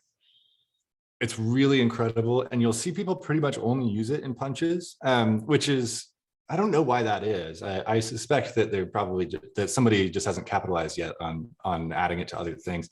I made a bunch of it because our New Year's party, I had a huge amount of punch, but it is so versatile. I mean, it is extremely sour, is the part that I think people don't expect. But it is like super surprising to wake up the next morning and look in the bowl, you know, because you do have to let it sit kind of 24 hours and see like there's a liquid there, and all you added was rinds and sugar, and there's just a lot of oil in these fruits that you don't really think about. Awesome. Well, how is everybody doing? Are we going to move on to sour cocktails? Are you guys there? Is everybody doing okay? Are we wasted? What's happening? People seem to be doing okay. They're doing all right. Not too ourselves pretty well. Having two people to tackle all these drinks. Not drinking 6 drinks. Jesse, what are you doing with all of these drinks? Yeah. I'm giving them to my partner Ren, and she's getting shook. I just got a text from Ren that says, "I'm fucking drink."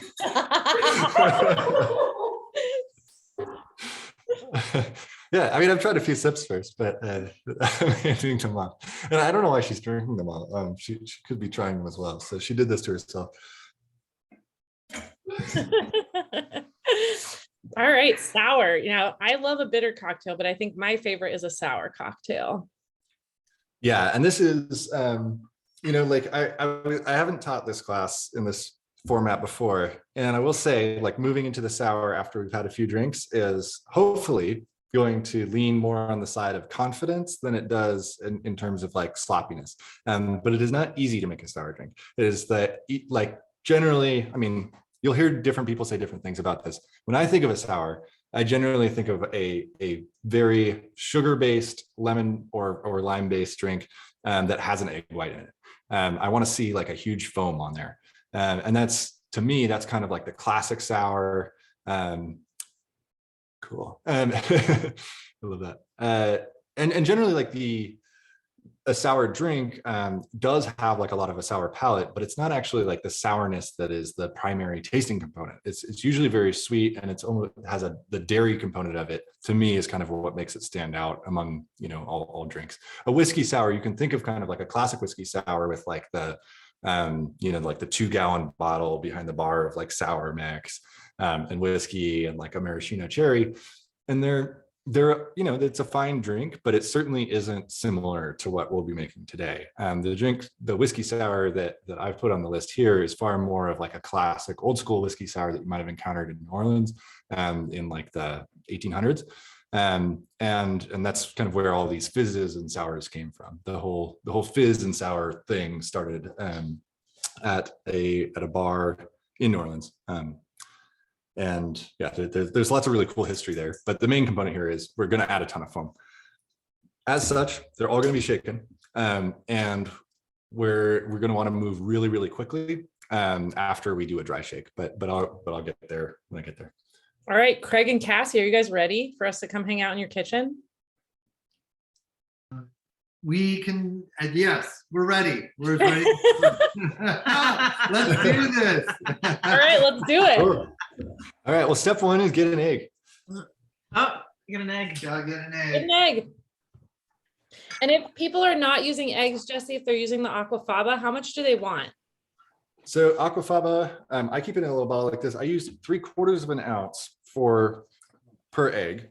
However, what I've found is that when I'm using whiskey, and specifically when I'm using a high proof whiskey like the Rittenhouse that I'm using today, and I should note, historically, a whiskey sour probably would use bourbon. It probably wouldn't use rye. But I've had to use more of the aquafaba. It really doesn't fluff up as much with the high proof, I believe, is kind of the issue there. So for what it's worth, if you're using aquafaba, you'll have much more success with the Patricio. But if you're using, but give it a shot, just use a little bit more, 3/4 ounces or 1 ounce. Cool. You got an egg there. And are you doing the gin or the whiskey? I'm doing the whiskey. Perfect. Cool. So the first thing we'll do is we'll take our egg, and what I would do is I'm going to grab myself a tiny little deli, just like a little container. Actually, Ren's going to do it for me because we're going to separate the yolk from the white. And what I find is the easiest way to do that. They make like tools for this. You can try to go back and forth and do some kind of fancy magic trick. What I do is I just the glass is right in front of the camera, Jesse. Thank you. Good call. And so I crack it, and then I kind of take the top off and just put it right in my hand. And you can gotta let it slide out. Perhaps. Greg knows how to do this. He's a masterful baker. It's a really cool trick. Oh, yeah. So then I'm going to transfer this directly into my cocktail glass, in my cocktail shaker rather. Mhm. The other possibility on the yolk is that I would. And I'm just leaving the yolk in my little deli. For challah. Oh, okay. I make challah. Yes, challah. Craig makes the best challah. He taught me how to make it. That's right. We did that. We did do that. When I saw this drink, I thought maybe I'll just make challah tomorrow because I'll have egg yolks. Yes, Excellent. Yes. that's a good plan. We usually end up with a lot of aioli. That's kind of where they usually go. Jesse, I learned that you had never done this, but separated an egg before you started making cocktails. Well, I doubt that's true, but I bet Ren would tell you that. That might be my source. I certainly wasn't as confident in doing it before making a crap load of egg white cocktails. I'm a huge fan of egg white cocktails. I think they're just like the coolest thing. The first cocktail class I ever taught was a result of my coworkers seeing a lot of like photos that I'd posted of egg white cocktails, and they're like, we are scared, we don't know how, and like 8 of them got together and were like, teach us a class. And that was the first time I ever tried something like this. Was just they were like, we need to know how. So it's a cool thing to teach. And there's some cool techniques. With these tins, there's definitely some things to pay attention to, like getting them on is definitely something that I'll talk a little bit about. Another thing that's important is we always build in the small tin because we're going to take the big tin and we're going to put it on top when we're ready to shake. So just make sure that you're building on the small side if you have one. If you're using a cobbler shaker, obviously you can just kind of build it directly in there. So we have our egg white in here. We're also going to add 3/4 ounces each of lemon and simple syrup.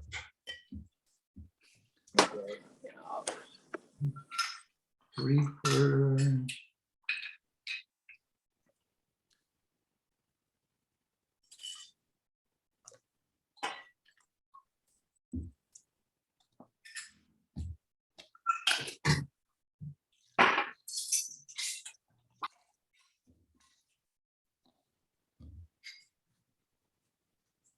Oh, gosh, I'm better at pouring that than I was. Good job. Well, I'm really used to those containers too. Let's see. Okay. And then finally, we're going to add 2 ounces of our alcohol. Any whiskey will do. I'm using again a rye.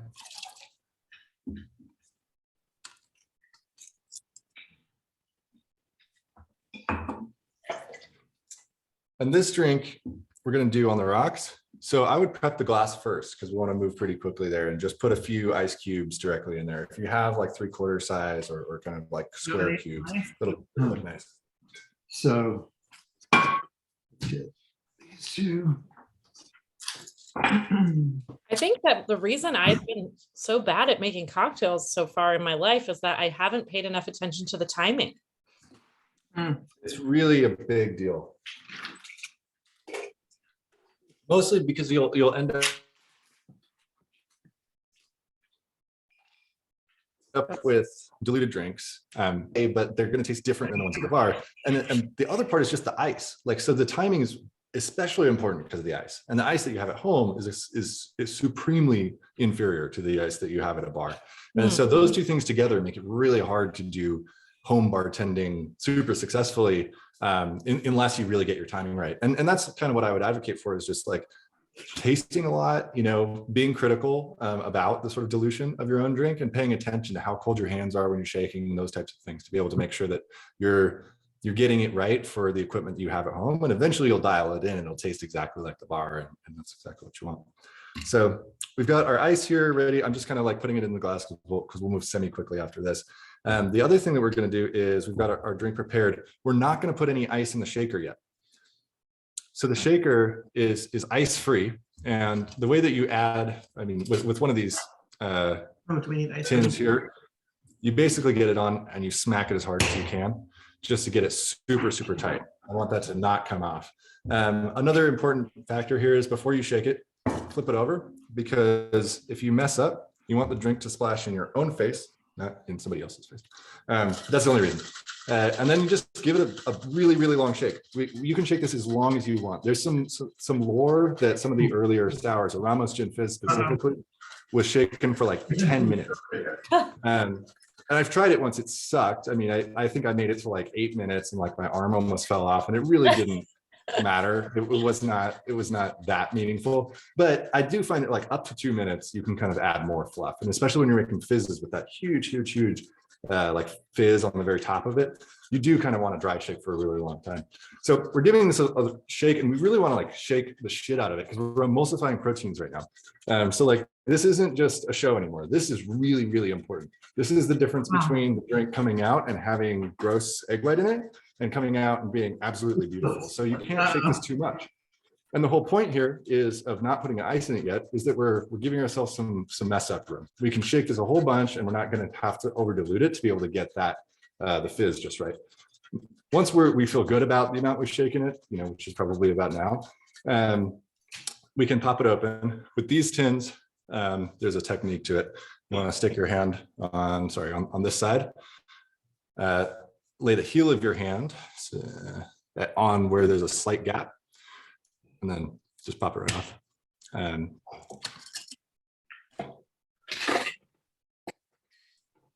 can see I've got like a nice kind of like very creamy consistency out of here. And then I'm going to grab my big cube here. I'm going to do a 15-second shake with my big cube. If you have home ice, do 5 seconds. Do way lower than that. 5 seconds. Pour it straight. Okay. Oh, whoops. Where's my? Oh my God, look at that. Oh, maybe we don't want to do that because it's. Oh, yeah, you could kill want the foam. Yeah.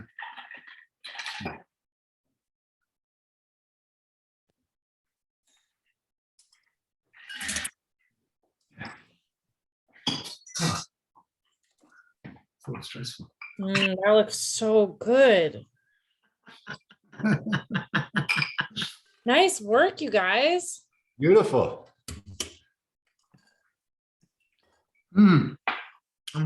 Okay. Mhm. Yes. And then Jesse, do That's you ever really put bitters on top of it? Oh, the bitters. You are can, yeah. So a garnish here that some people will do is like a bitter stripe, which takes a bunch of practice to get right. But you effectively kind of start the bitters bottle, far off the side, and you just move it across the drink. Well, I screwed that up.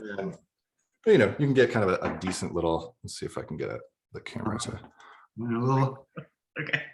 Beautiful. on top. And often this one, the classic garnish for this is an orange wheel and a maraschino cherry.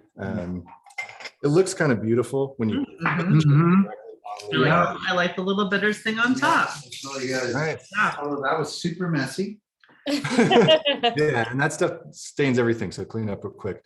And we didn't even use the towel. Mhm. Well, you now have a. Wow. Okay, that was great, Jesse. Oh, did we lose their computer? Oh no, they're cool. No, they're done. They're stoked. Yep. Excellent. So it's Cool. called a fizz, Jesse, when you put the egg white in it. It's called a fizz.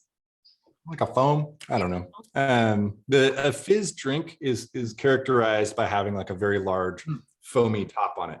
You'll usually see them in a fizz glass with a 7-ounce crystal glass with like, sides on it, or like kind of etching into the sides. And you'll sometimes see them where the foam rises above the top of the glass, and that's kind of the classic like fizz look. And it's really hard to get right. It was like I was so stoked when I first made my first fizz. We have like less than like one drink. I know. Okay, so we have about a half hour left in class, and we have 2 drinks left. One is a bonus drink, and I've got 3 people whose kitchen we haven't been in. And so I'm Cool. curious, who would like to invite us into their kitchen to make the next drink? I'm looking at Gabrielle and Sarah. I'm looking at Dave and Nina. I'm looking at Cherie and whoever's in Cherie's kitchen. That guy. Come on. One of you guys.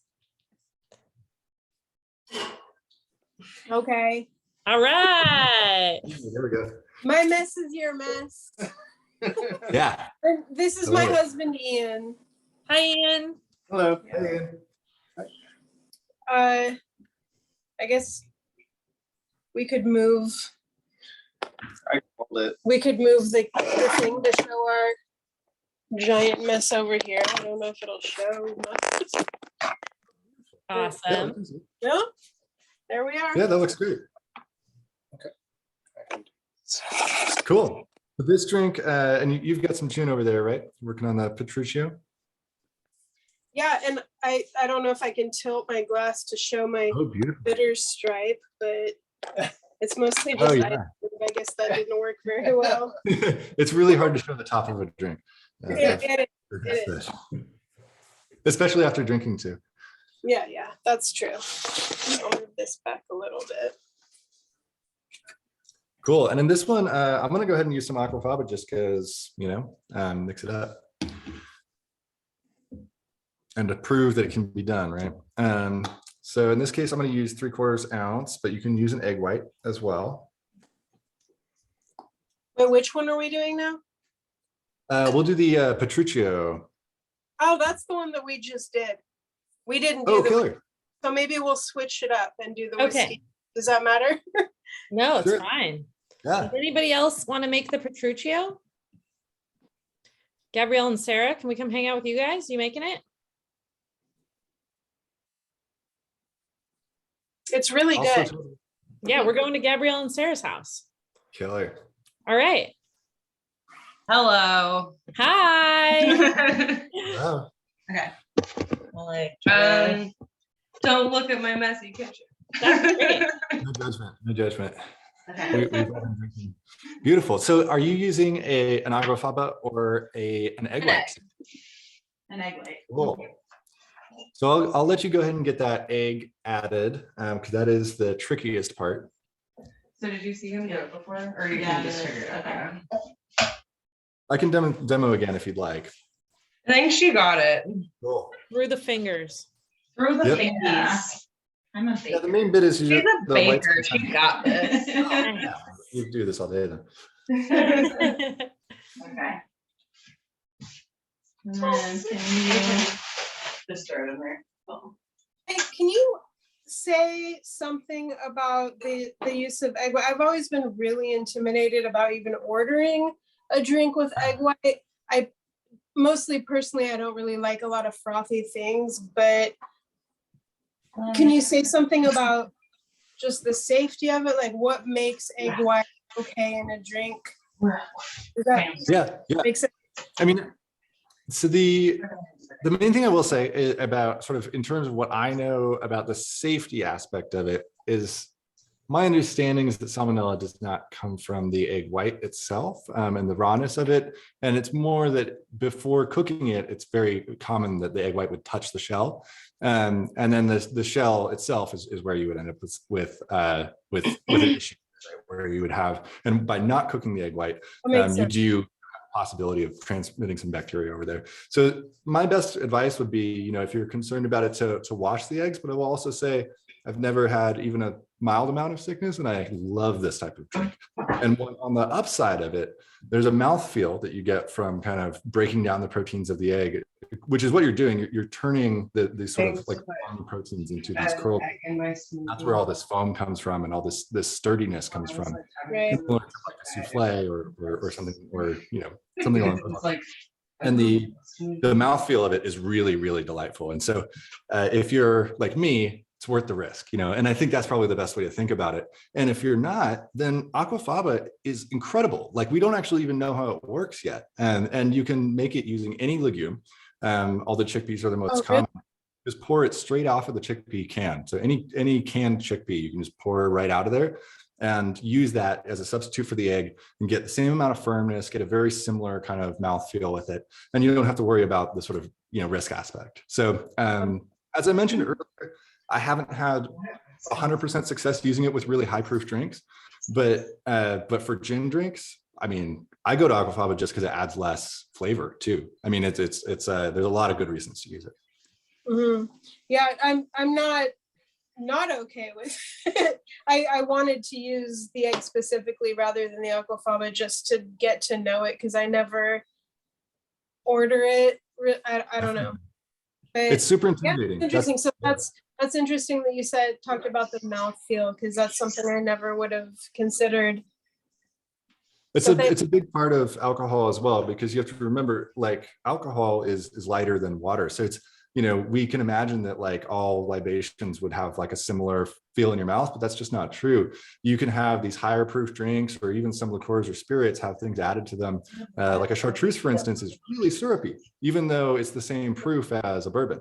And so all of those contribute to part of the experience as well. Running it over your mouth, it sticks around longer, right? It's going to coat your mouth a little bit more. I find these sour drinks, like I continue to taste them for a lot longer than I do something like a Manhattan, which, you know, I'll have the flavor and then I'll have a finishing note more like a bourbon, but it is the alcohol kind of burning off of my mouth that I'm experiencing. For sure. Great, thank you. Awesome. Let's do it. Let's make a. Gabrielle and Sarah, we've got our egg. Next, let's do 2 dashes of orange bitters if you got them. I use this Angostura. Reagan's is just as good. This is that guy I was talking about earlier, Gaz Regan. He made these. 2 dashes. 2 dashes. 2 dashes of those. 1/2 ounce of simple syrup. 1/2 ounce of simple.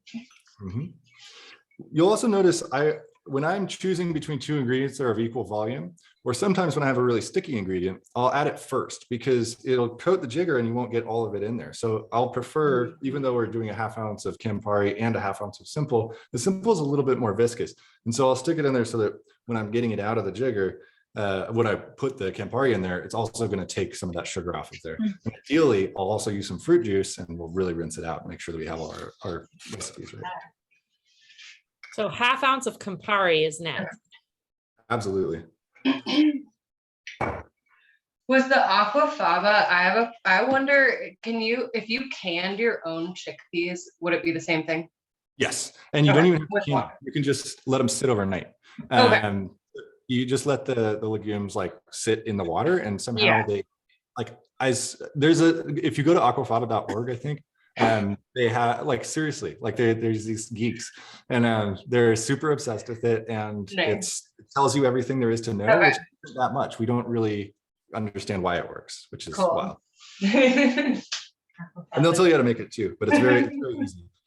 Some people prefer to make their own too, just because obviously the lining of the can on some of these legumes is a little suspect.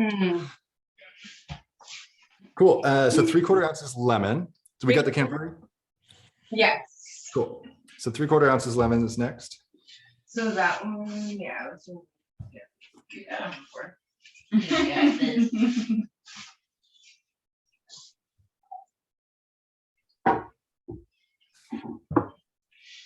And then final ingredient will be our gin. Any gin you like? Gin. And how much of the gin? 1.5 ounces. 1.5 ounces of gin.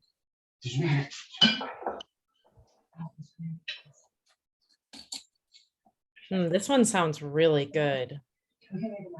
This is kind of it's a cool one to sort of like circle back on because it's not too dissimilar from the Fitzgerald, you notice. Like it's the ratios are a little different. We're using half as much simple syrup.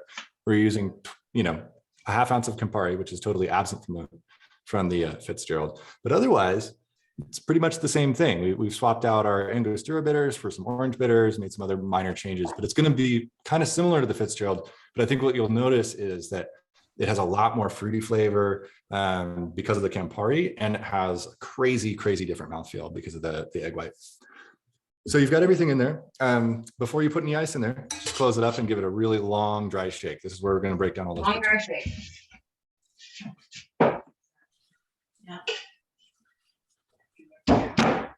Yeah, slam it on there. Yeah. Good. Turn it upside down. Break open.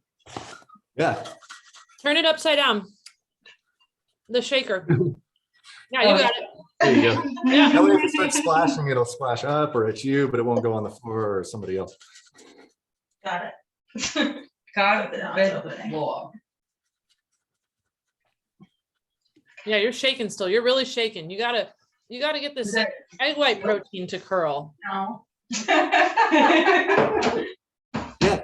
So in that old New Orleans bar where the Ramos Gin Fizz was invented, the legend is that they had a bunch of employees named Shaker Boys, and they would shake the cocktail and then they would pass it down to the next. And he would shake it just as hard, and that's how they got to the 10 minutes. Was they had 18 guys lined up that all passed the shaker down to be able to save each other's lives. It takes a team. Yeah. I'm sure it's all Your possible, turn. yeah. A little wet. Yeah. And then let's grab some ice in there and do a short shake and be ready to pour it out into your fruit glass or something short. A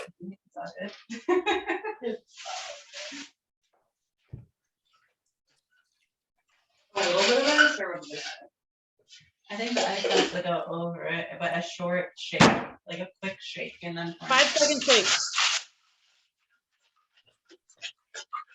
And then this one's getting served up. We good? Yeah, just a 5-second shake just till your hands get cold. You got it. And then where is it going? in here. Screening. Then strain it into your glass. It's beautiful. Bubble gum. Thanks for helping me out. Yeah, sorry. I didn't use it. It's so pretty and bubblegummy. Isn't that gorgeous? Mm-hmm. So pretty. Oh, that's beautiful. Look at that head. That's Oh. great. Gorgeous. I got a mini one. Wonderful. We'll have to make you one here. Cheers. Cheers. That looks really good. It's Ooh, excellent. yum. Really good. Delish. Yeah. Thanks for inviting us into your kitchen. You're welcome. You nailed it. It's beautiful. So these drinks are really nice too. If you let them sit, they'll eventually kind of add, you'll end up with this really nice kind of foam line at the top. I think it's just beautiful. It also makes it easier to carry if they kind of stabilize a little bit.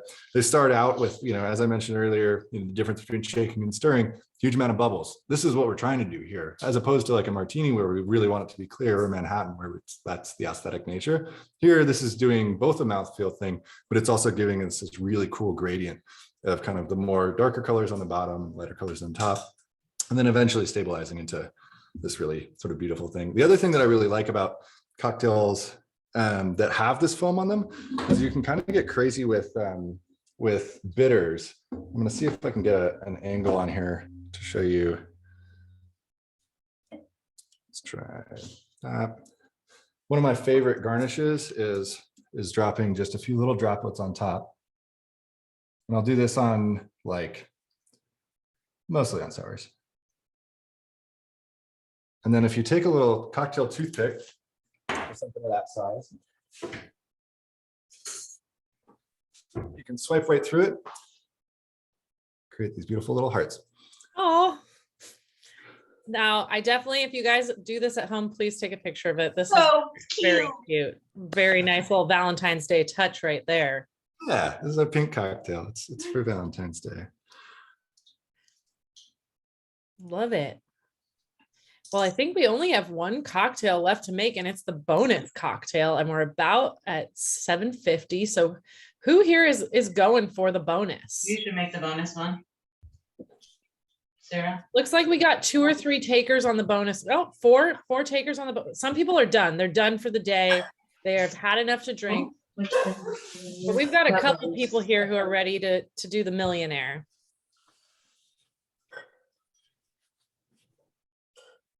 Cool. All right, I'm all rinsed off. So the cool part, this cocktail is a millionaire cocktail. It's called a millionaire cocktail. It's a Prohibition era cocktail. So this was invented in speakeasies. And the reason why it's called that is because the ingredients for it at the time were considered to be accessible only to some sort of totally crazy rich person that uses absinthe, which was not illegal at the time. Well, it was illegal, but it wasn't specifically illegal. It was alcohol. And it uses Grand Marnier, which would have been a crazy import. It uses, you can make it with cognac, but it also uses grenadine, which was really, really hard to get because it's a pomegranate, and that wasn't really around in the United States in the 20s. In any case, it's a cool drink. I really like it because it uses a lot of really like these components like Grand Marnier and absinthe in a way that still creates an extremely palatable drink. It's not an out there drink. It's a beautiful drink. It uses nutmeg grinded on top, so you kind of get a little bit almost into the tiki sort of palette of how it smells. But it's a delightful drink. Who is following along here, or shall I just charge ahead and cool? Yeah, we've got 4. Yeah, we've got Cherie. Let's go in your kitchen. We haven't made a cocktail with you yet. Yeah.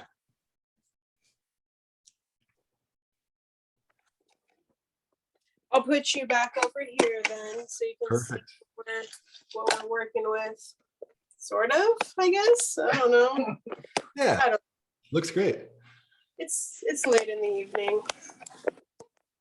Cool. So I have right here a small dasher of absinthe. You can use Pernod, you can use Herbsant, you can use Ricard. They're all kind of the same thing. It's just anything that's anisey. Ooh, that is beautiful. We're Lucid. working with this. That is a gorgeous bottle. Yeah, I'm excited to hear how it is. So with this one, we're just using 4 dashes. It's millionaire's cocktail, but it's not like a billionaire's cocktail. And just like, are we shaking it in the Boston shaker? Yes, absolutely. So we'll do this in the bottom 10 or the bottom of the shaker. Yep. You got it. 4 Yep. ish. And then we're going to use, I mean, it's not that big of a deal. And then we're going to use, let's do a ½ ounce of grenadine. I have mine in here. What I use is this Sonoma Syrup Co. If you're using something a little bit sweeter than this one, then what adjustment shall we do? I might actually just add a dash of Angostura to kind of try to balance out the sweetness a little bit. You said ½ ounce? ½ ounce. I'm using the tonic that I make. It's a mellow, this is my old label, but it's a mellow rose tonic. It's like a hibiscus rose.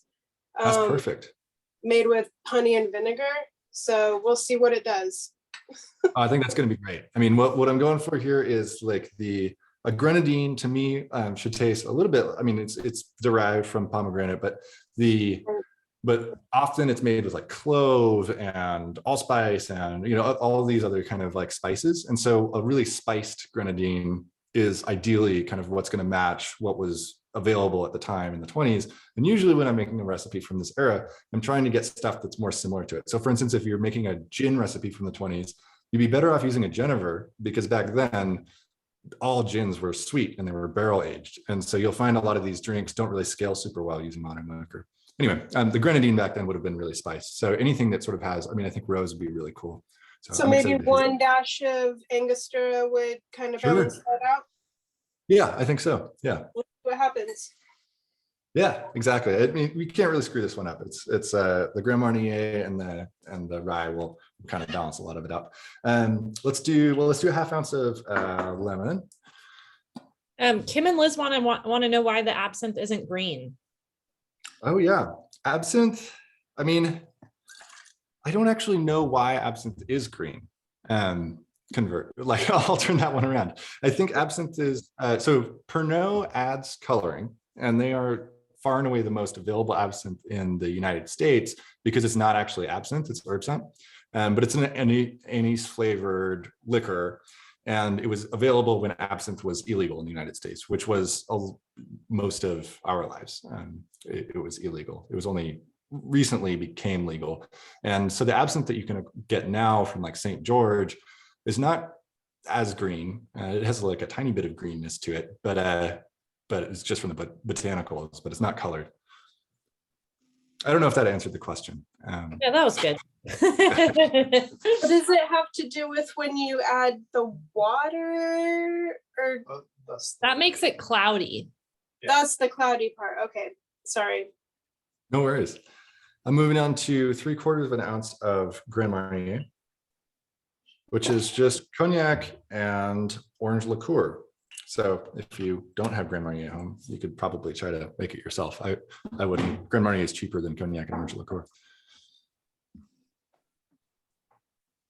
You put it in the wrong glass? Oh, I put it in the wrong glass. You know, it's the last cocktail of the night. It's bound to get a little messy. That's okay. But now I'm like, what else did I put in that glass? Well, so I'll show you a tip in a second to try to help with that. I'm putting in my last ingredient here, which is the rye. The absinthe? No, you already did that. Oh, I did. How much of the bourbon or rye? 2 ounces of whiskey here.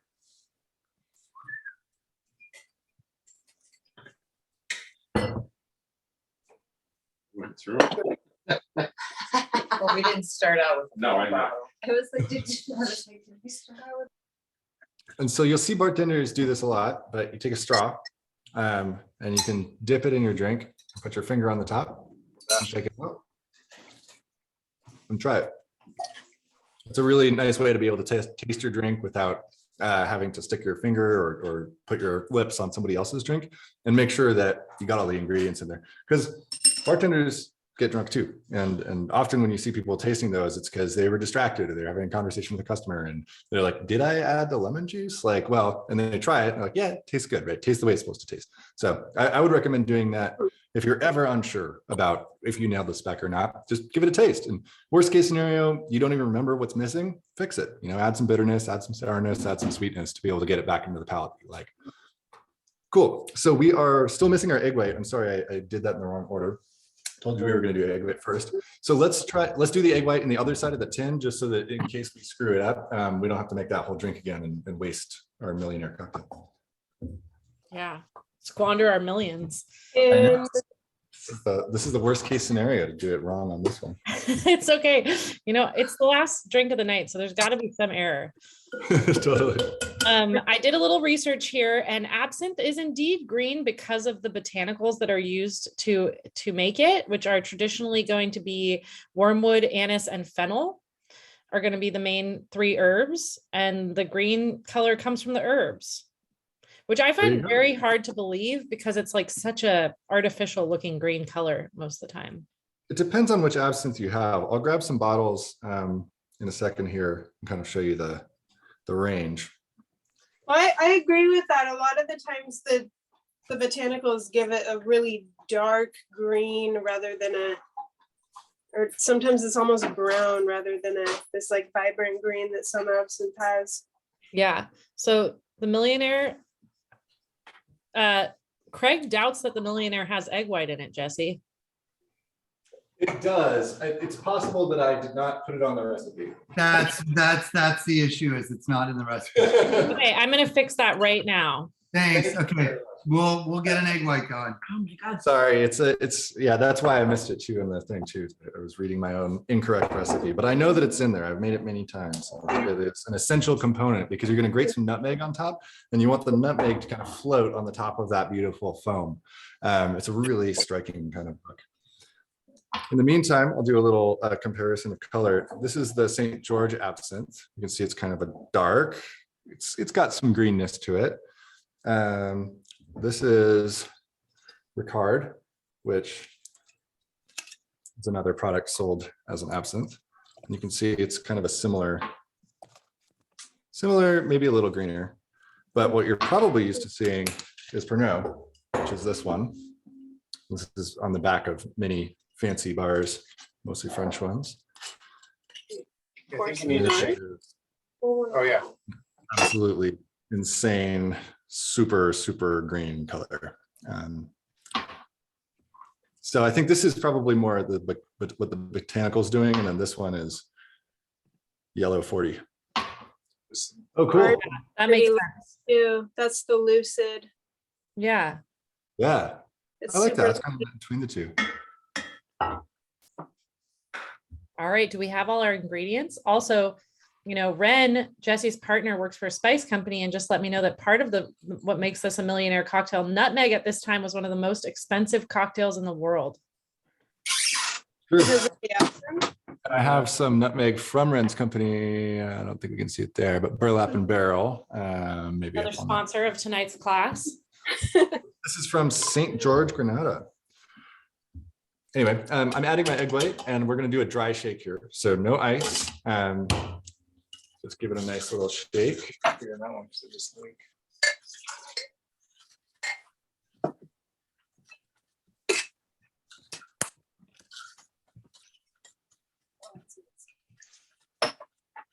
If you're ever unsure if you've shaken it enough, the nice part about doing a dry shake is you can open it and look, and you're not working against the clock, right? You don't have to worry about, oh, it's over diluting because I took too long. And if you're worried, I added the egg white into the written document in our class packet, so we won't forget it again. No problem. All right, that's probably sufficient. That looks good to me.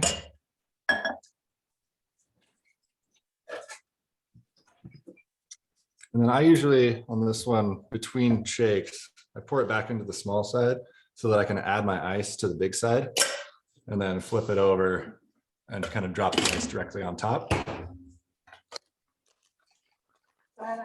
Yeah, big one, just a big cube or multiple? Yeah, let's just- whatever.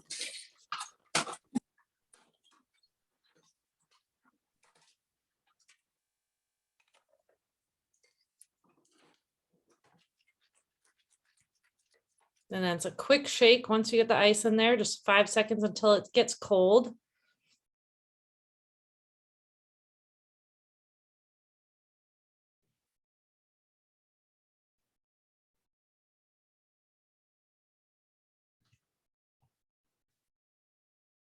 Straining it off. Looks beautiful.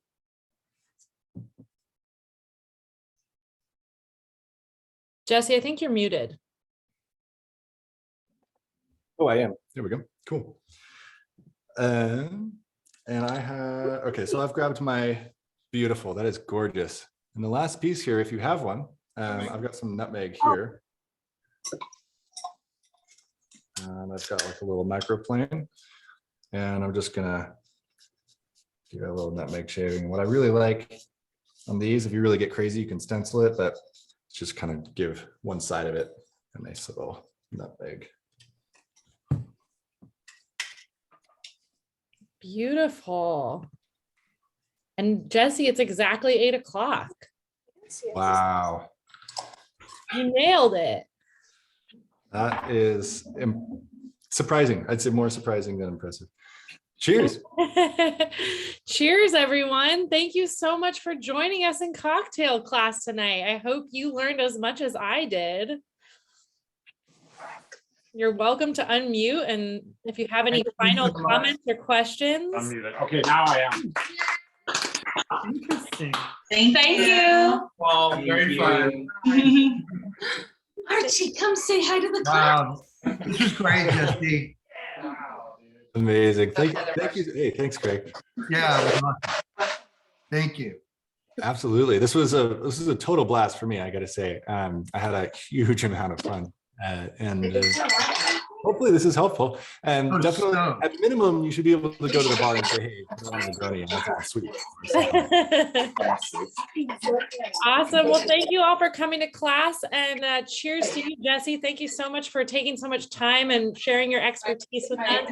Yeah. Thanks, Jesse. Thanks, Jesse. Thanks, Bye, Jesse. everyone. And I'll send you guys a little follow-up Wait, email is with the that our class rec? recording and a survey. And if you have time to fill it out, that'd be awesome. Awesome. Good Thank you, night. Gracie. Thanks, Grace. Thank you, Gracie. Nice Bye. meeting everybody. Oh, yes.